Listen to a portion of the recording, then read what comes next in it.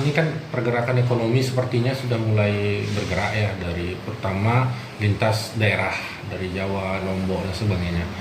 Nah, apa sih yang rambu-rambu yang harus ditaati istilahnya dengan besarnya dimensi uh, untuk truk-truk barang seperti itu, bisa dijelaskan sedikit Pak?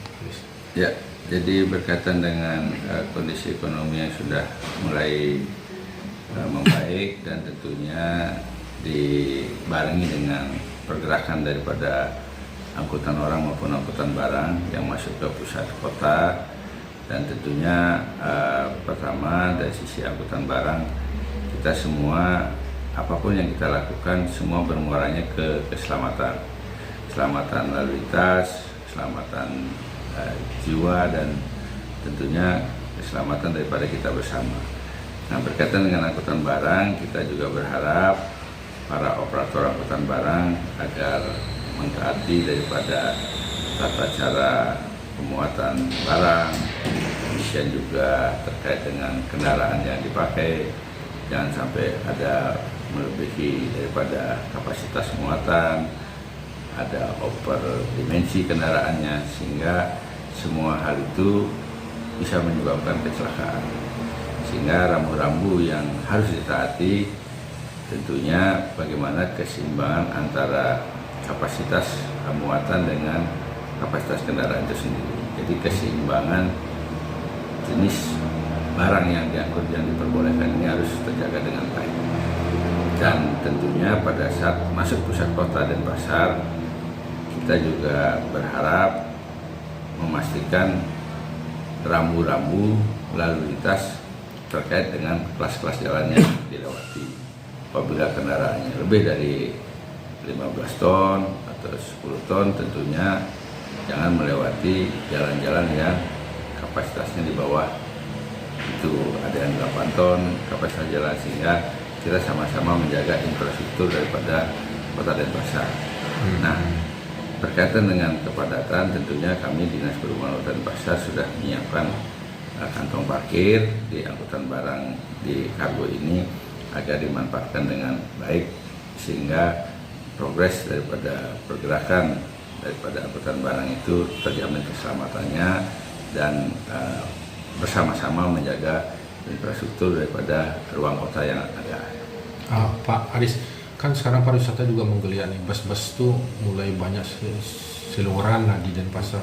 Nah, itu juga bagaimana sih aturan sebenarnya dari pariwisata ini tentang bus ini, Pak Aris?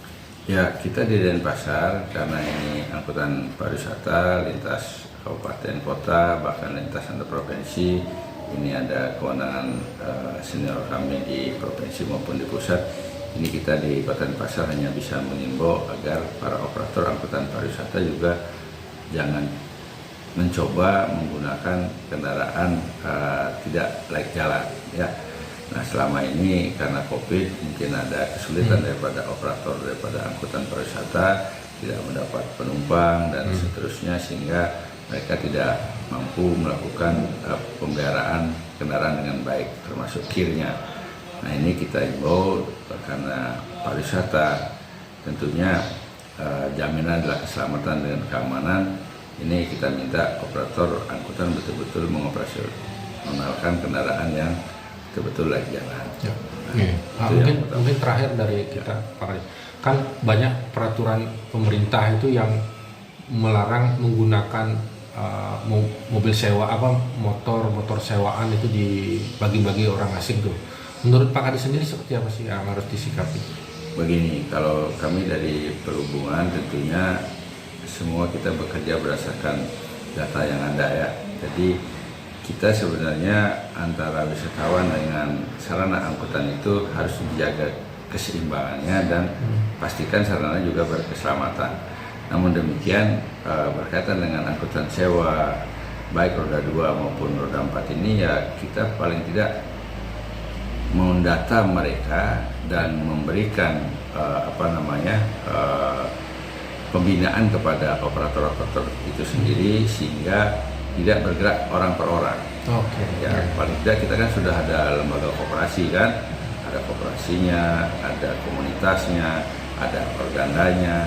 Ya, ini kita lakukan koordinasi dengan baik sehingga pelaku-pelaku penyewaan kendaraan bermotor roda 2 maupun roda 4 itu betul-betul terjaga, terdeteksi jumlahnya, terekam bagaimana SOP pelayanannya, dan tentunya sarana yang dipakai juga terjamin keselamatannya, sehingga pada saat wisatawan mau menggunakan kendaraan tersebut, kalau SOP-nya jelas menjamin keselamatan, kan mereka tidak ada yang berkendara yang melanggar rambu lalu lintas. Misalnya roda 2, kita kerjasama dengan kepolisian, kerjasama dengan para operator.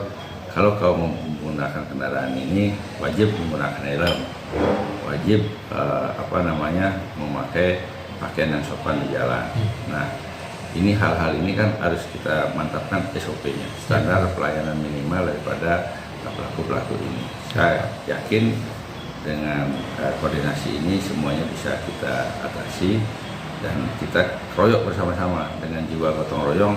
Apa masalahnya ya kita perbaiki sama-sama, sehingga tidak ada yang merasa dirugikan. Pak Kadis, mungkin ini menarik sekali sebenarnya, mau perpanjang lagi sedikit aja. Ya. Nah, Pak Kadis, tentang rental-rental yang bodong nggak sih, dibilang tidak berizin segala macam, itu penindakan tuh dari Disub sendiri atau dari kepolisian itu bagaimana?